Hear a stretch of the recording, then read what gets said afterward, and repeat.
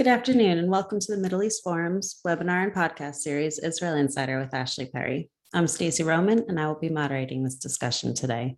We are pleased to have Mr. Ashley Perry, advisor to the Middle East Forum's Israel office, join us here each Wednesday at 3 p.m. Eastern to update us on all the events going on in Israel. Mr. Perry will be giving us a briefing on current Israeli affairs for 15 minutes, then open it up for questions. Should you wish to ask a question, please use the Q&A box located at the bottom of your screen to type your question. And now, with no further ado, I'll turn the discussion over to Mr. Ashley Perry. Thank you very much, Stacey, and good evening from Israel. I'll start with some good news, bad news, and then we'll go to the subject matter of this week's webinar, which, as we always say, the news here is incredibly in flux. So whatever I write as the title for the webinar at the beginning of the week isn't necessarily what's going to be in the middle of the week, even though we are in the midst of the Jewish holidays. And during the Jewish holidays, people go take breaks. Even government offices are relatively empty, or at least work half days, etc. So let's start with the good news, which is relatively smaller than the bad news. But today, the Durban Anniversary Conference was did take place in New York today.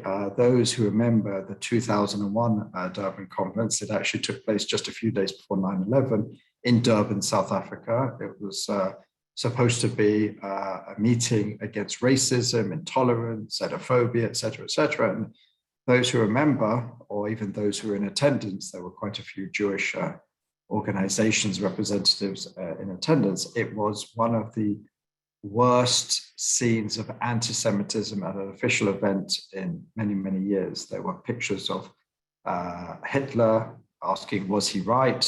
The Protocols of the Elders of Zion, that anti-Semitic Soviet forgery, was handed out. Jewish representatives had to walk out. They were physically assaulted in some places around the campuses, certainly verbally assaulted. And basically, as we know today, what happened with that process is really what we're seeing today. BDS, that's where really BDS took a life of its own. That's where the analogy with apartheid, really came alive. Really much of what we're seeing today with the constant delegitimization of Israel was born at that event 20 years ago. There's been a few other events where Israel has called for certain countries to boycott, and there's been 10, 11, 15 countries, but there was a real success today that 33 nations boycotted the event, and those were mainly European, Western countries who understood that regardless of anything else, the fact that such an important event was hijacked, and that's the only word you can use, hijacked by rabid anti-Semites, is something that was unconscionable to them and something that they could not tolerate, and they did not attend in any way, shape, or form. There were other nations who attended at a lower level, but the fact is that after 20 years, it's clear that the Durban process, which was, again, set out ostensibly to have a very lofty aim of combating or trying to find strategies and work plans to defeat racism, intolerance, xenophobia, and might I add, at one point, even anti-Semitism actually became an extremely hostile event, not just to the state of Israel, to the Jewish people. So 20 years later, a very strong diplomatic success by those in the foreign ministry, ambassadors around the world, diplomats, and that was quite a good success today. The bad news, I'm sure many of our American followers will have watched closely, is the fact that the spending bill that was making its way through Congress that passed yesterday had included funding for Israel's Iron Dome. As we know, that's a defensive system that shoots rockets that are fired from Gaza or sometimes from the north or elsewhere out of the air, and saves lives, saves real Israeli lives. And the fact that a defensive system could create such controversy has certainly, let's just put it mildly, piqued the interest of Israelis.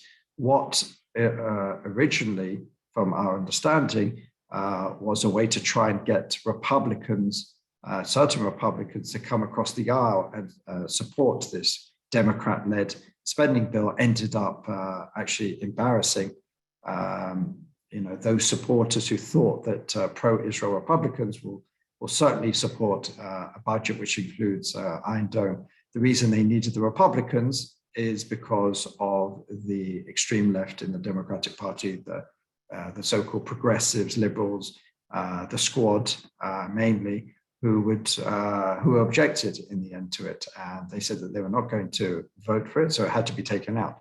Now, what's going to happen with this is undoubtedly the funds will pass. There's no doubt. There's an overwhelming majority in Congress to fund Iron Dome, especially a defensive system like Iron Dome. So it will get passed, and there's been reassurances to the Israeli side that it will get funded even as quickly as next week.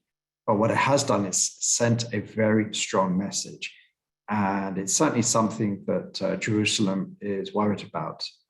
It is something that a lot of Israelis have been talking for a while, especially over the last few years, whether Israel is losing or has lost the Democratic Party. And certainly Israel has not lost the Democratic Party, because the overwhelming majority of Democrats are still favorable towards Israel. But there is a growing wing in the Democratic Party, which was largely in recent years noise, background noise. But what they have managed to do here is really threaten a democratic-led process, a democratic-led spending bill, a very important bill for the Democratic Party, over its objection and rejectionism of something that could save Israeli lives. Now, that is certainly something which has worried Israelis. There's been a lot of talk in Israel about who's to blame. Many have blamed, especially in the current government, Prime Minister Netanyahu, for his open embrace of the Republican Party. Not to say he shouldn't embrace the Republican Party, but at the cost of the Democratic Party. Some point to the way President Obama was treated by Netanyahu. Again, even those who understood that President Obama was certainly far from being the most pro-Israel president there's ever been, to go to Congress and speak over his objections, over the objections of the administration, and what was seen as by some as lecturing him in the Oval Office, the open embrace, as I said, of the Republican Party that led up to the Trump administration, and the Netanyahu government really hedged a lot of its bets on the Trump administration, and quite frankly came out with quite a lot, the Abraham Accords, recognition of the Golan, recognition of Jerusalem, moving the US embassy to Jerusalem, and much more. But now there's a Democratic administration, and a former vice president who was there during the Obama years and has actually been there for many decades before that. And again, this is someone who's, President Biden is not anti-Israel. Let's make that clear. He has a long, strong relationship with Israel. Is it where every Israeli would like him to be? Absolutely not. But, he's certainly not someone that could be tainted with an anti-Israel brush. But he is the leader of a party which has a growing extremist faction that is prepared to overrule its own interests, party interests, or at least, try and push as far as they can for something that's Israel related. And this is something which certainly is going to send a lot of shockwaves through the Israeli decision-making, opinion-shaping establishment. What can Israel be doing? What should Israel be doing to try and at least, bring back as much as possible of the Democratic Party, give them as much attention as they would the Republican Party? And it's certainly something which is being talked about at the government level. We've heard a few people come out. Nachman Shai, the diaspora minister, talked about it openly. He's obviously someone on the left of the government, so it's easier for him. But I think even on the right of the government, they'll be looking at ways how they can, not sure necessarily placate the Democratic Party, but certainly look at ways that they can bring more and more members back. So they're to try and sideline on Israel-related issues. Obviously, Israel doesn't get involved with non-Israel related issues, but to try and sideline the extremists in the party, the squad, et cetera, et cetera. So that's something that Israel's going to have to keep an eye on, and we certainly haven't seen the last of it. The squad certainly improved its numbers at the last or at least those on that side, improved their numbers in the last election, and there's a worry that they could improve in future elections. So Israel has to think very carefully what it can be doing, what it should be doing, to try and bring back some level of bipartisanship, which Israel enjoyed for many, many decades. Here domestically, as I said at the beginning, it's a little bit quiet. The Knesset's not in session. We are now in this period of Jewish holidays, Rosh Hashanah, Yom Kippur, now in the middle of Sukkot. In Israel, you ask anybody to do something, it's Acharei Chagim, after the holidays. So much is put off. So there's not that much going on, but there is, of course, still political intrigues. And the biggest one of the last week or so was, what will the position of Defense Minister Benny Gantz be in the future, in the near future? It was reported that he has met many times with opposition leader and former Prime Minister Benjamin Netanyahu. Don't forget, they were, in theory at least, in a rotation agreement during the last government, where Benny Gantz was alternate Prime Minister and was supposed to take up the reins after, I believe it was a year and a half, if I remember correctly. And from the beginning, as I predicted, there was no chance that that was ever going to happen. And a lot of people are saying, fool me once,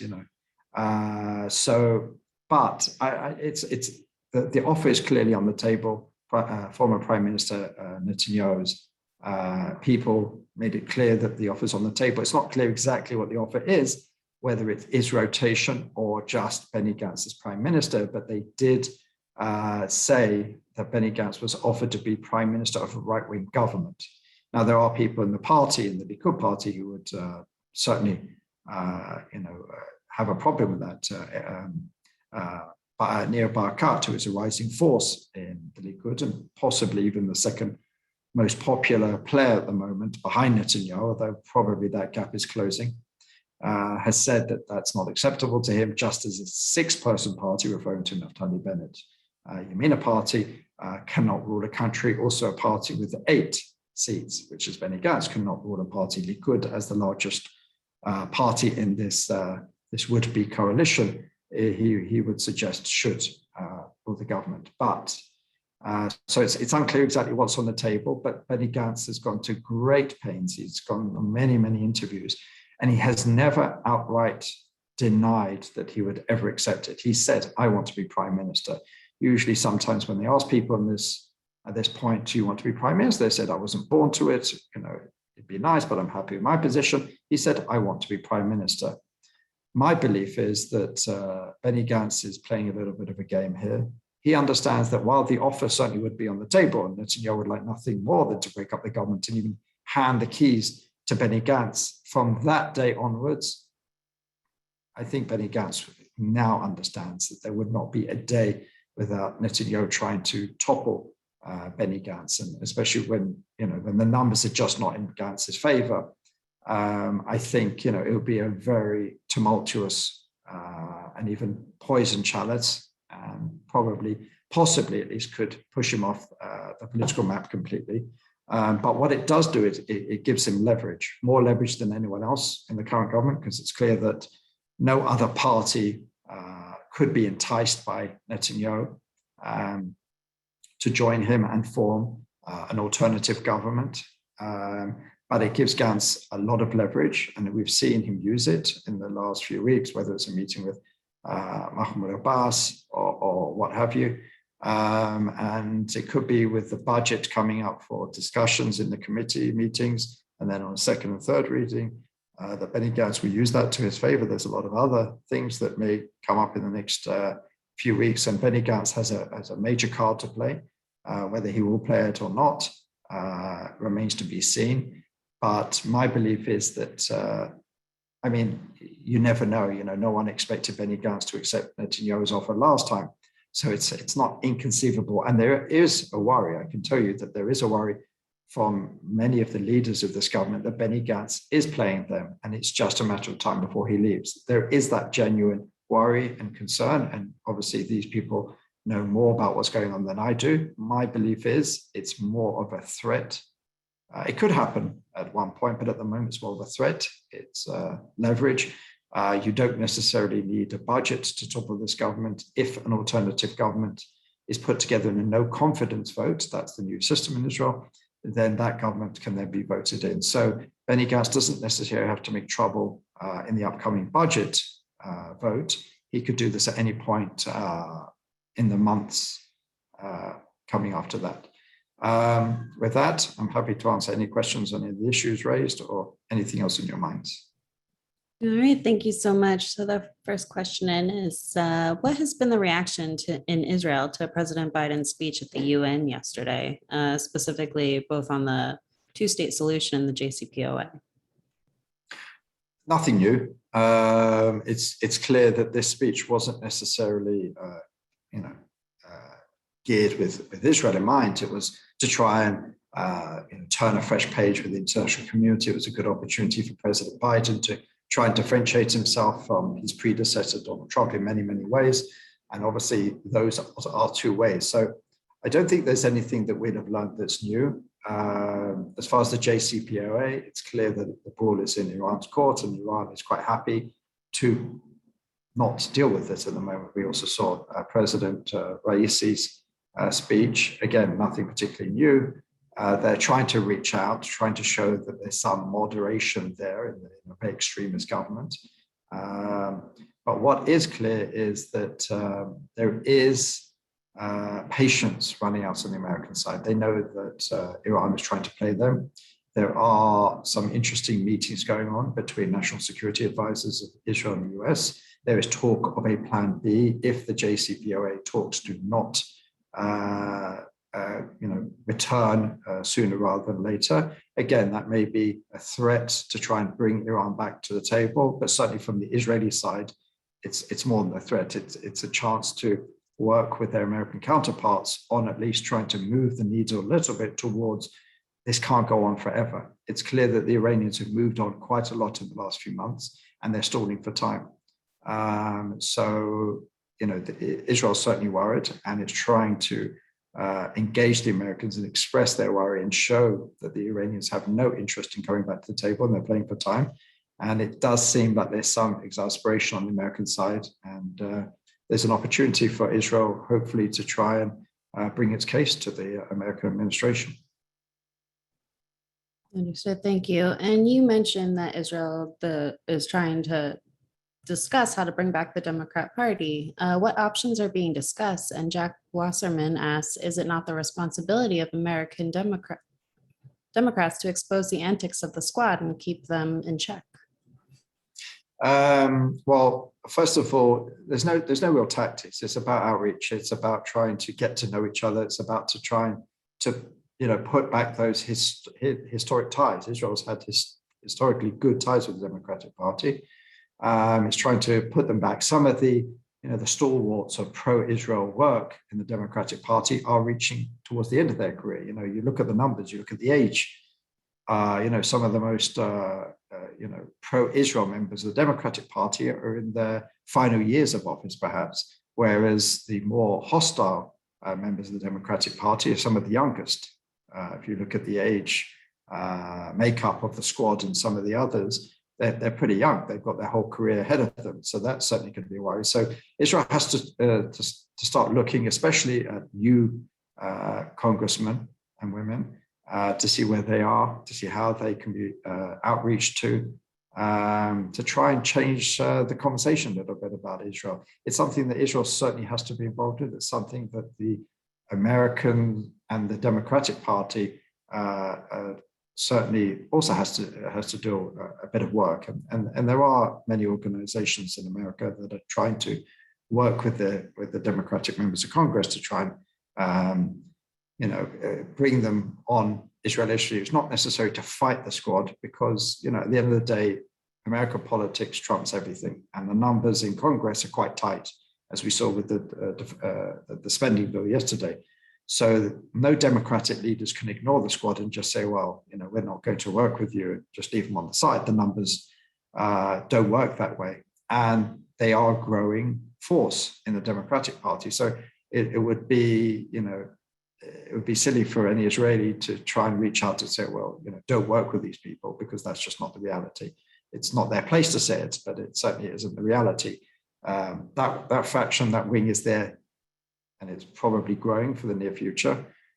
So Israel has to try and work with its close friends in the Democratic Party and some of those who sit between to try and peel them away from the far left, because that will be where the fight is, in that sort of middle ground. And I'm sure that there are a lot of people who are, I wouldn't say creating plans, it sounds a little bit too much, but certainly looking at where they can do greater outreach to meetings. That's certainly something that the people involved in the Israel embassy in DC will be looking at especially carefully. Thank you. Mayor Herzl Melmed asks, how do you assess the Bennett el-Sisi meeting? Well, it's interesting that it happened relatively quickly into Bennett's office, Bennett's term. We're celebrating or commemorating, or some would commiserate that it's 100 days in office. Egypt is an incredibly important strategic partner, especially with what's going on in Gaza and Hamas. So it would have been a friendly meeting. And I'm sure a lot of issues on the table. Frontally, I'm sure the Egyptians would love to say that they're re-engaging the Palestinian issue. We saw Mahmoud Abbas, we saw King Abdullah go down there. But I think behind the scenes, there's a lot more going on the security level, on Hamas, how Hamas can be weakened, what can be done to at least alleviate the suffering of the average Gazan Palestinian. But it's very, very important that these meetings take place at the highest levels, because for many years, it wasn't taking place at the highest levels. And the fact that it took place relatively publicly on both sides is a good sign. It's certainly a good sign for Israel that, in this day and age, that an Egyptian president and Israeli prime minister can meet so openly and publicly. Well, that's good to hear. From Sandro Bilastrano, would you kindly comment on the potential sale of Iron Dome to Saudi Arabia? It's not really for me to say, so I'm going to avoid that one, but I'm sure it's not something that Israel necessarily has a problem with. Thank you. Eric B. asks, what is the status of passing a budget? Well, as I said, we're in recess at the moment. When we get back, I believe it is the beginning of October. I can't remember the exact date. It's going to be frenetic. That's really where every focal point is going to be at the moment. It passed through its first reading, which was already a success and gained momentum for this coalition. Now it goes to the committee where every point can be debated. The interesting thing is, it's going to a committee at the moment that is not populated by opposition members. So in theory, if nothing happens, it can go through very, very quickly, because the opposition, there's a bit of a disagreement, to say the least, which is getting to be a bit of a fight.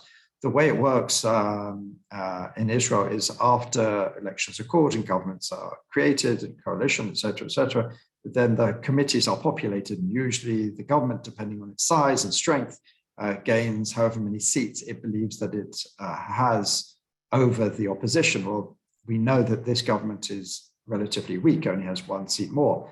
But what they've tried to do on important committees is give themselves a 2-seat gap. The Likud-led opposition has complained. It's even gone to the Supreme Court over this, and we know Likud isn't necessarily a fan of the Supreme Court, which some have talked about the irony of that.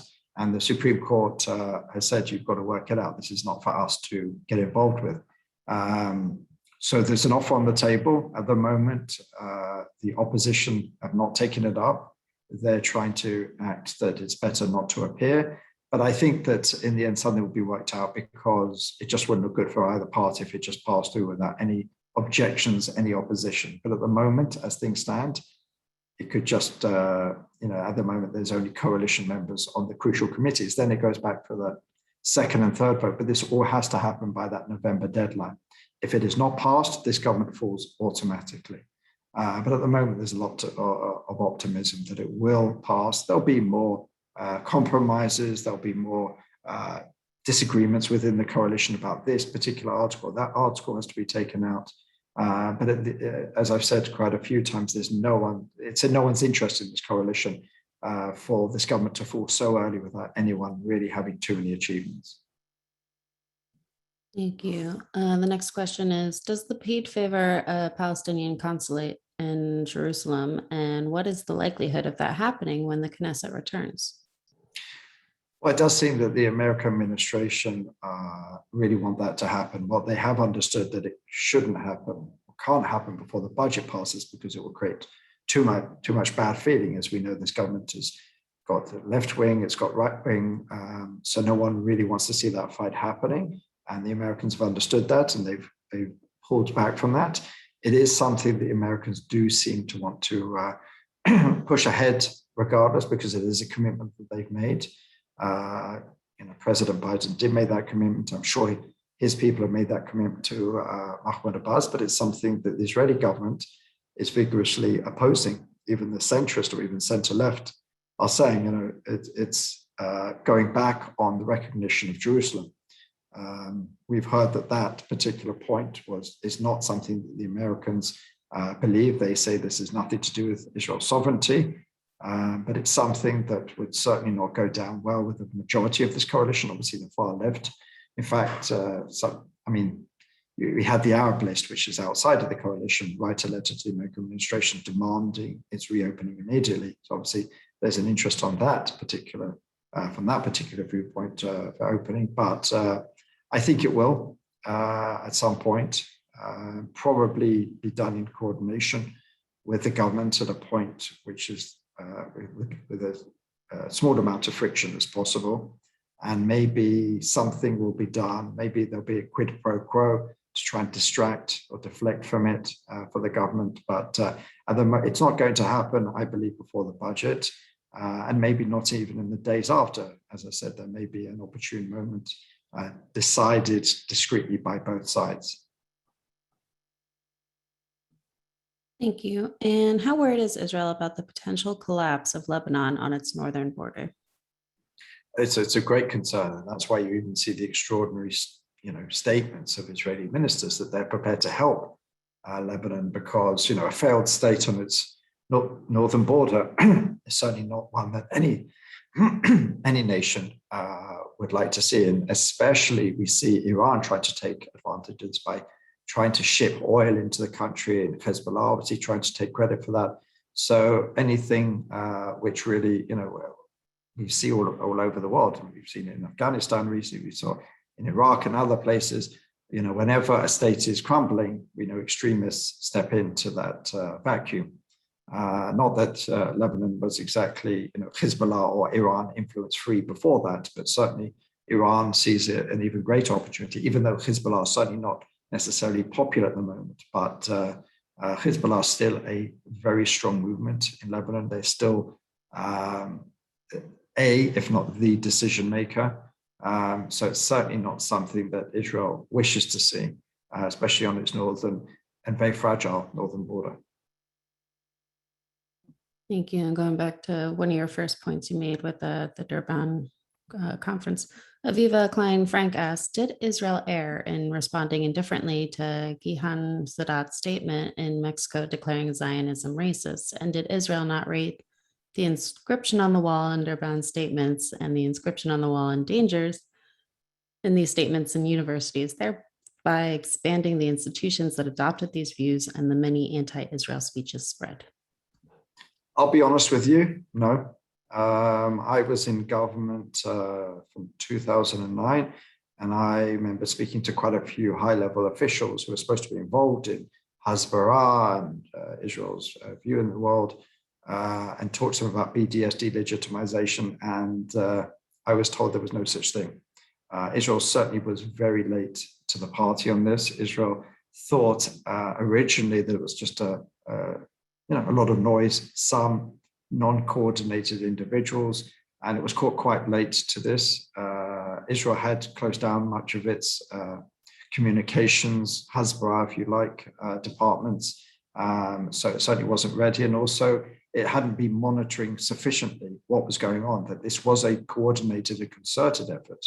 And Durban certainly caught a lot of Even American Jewish organizations were horrified. I've spoken to a lot of people who were there at the time, and they said they feared for their safety, and they certainly they knew it was going to be bad because one of the preliminary conferences was hosted in Tehran, and but no one realized going into that it was going to be that bad, that it was going to feel so unsafe for a Jew, not even a pro-Israel organization, just a Jewish humanitarian organization, so unsafe for them to even be there, and to see pictures of Hitler around the areas and protocols of the Elder Zion and the abuse that they received. So it caught a lot of people by surprise, that, and probably we've been playing catch up ever since. So it's something which certainly is on the agenda today. Israel has trying a lot to counter the BDS delegitimization narrative, the apartheid narrative. One could argue whether it's winning or losing. We could spend many webinars discussing that. It hasn't really had an effect on Israel's economy at this point, but certainly on how many people around the world, especially in the West, view Israel. One could argue that there have been some green shoots of success, especially on places like university campuses, like the questioner mentioned. But Israel and many pro-Israel organizations are trying to fight back. And at the end of the day, I believe that we'll have some successes in the years ahead. All right, well, thank you for that positive end note there. We've come to the close of our webinar and podcast. Ashley, thank you again for taking time to update us this week. For our viewers, please join us Friday for a webinar with Benjamin Baird discussing Turkey's political espionage in America with Sam Westrop as your host. Thank you all for joining us, and I hope you have a great day.